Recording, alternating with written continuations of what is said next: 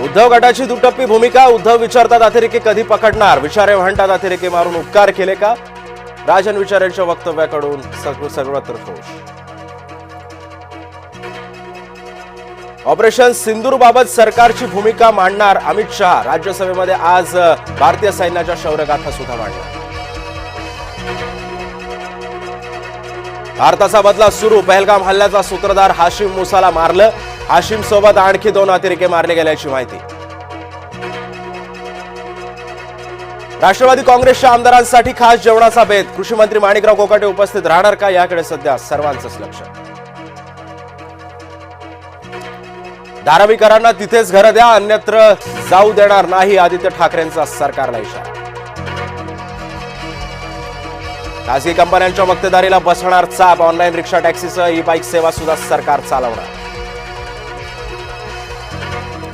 बीडमध्ये पुन्हा गुंडराज. तरुणाला मारहाण, हातात कोयते आणि सत्तूर घेऊन तरुणांची दहशत.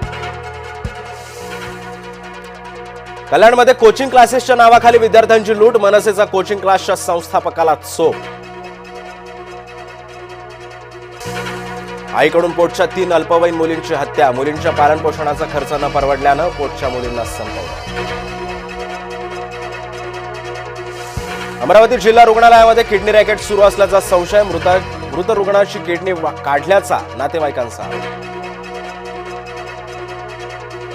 महाराष्ट्राची दिव्या देशमुख ठरली विश्वविजेती. आंतरराष्ट्रीय बुद्धिबळ स्पर्धेमध्ये दिव्या देशमुखची बाजी. मुख्यमंत्री देवेंद्र फडणवीसांकडून कौतुक.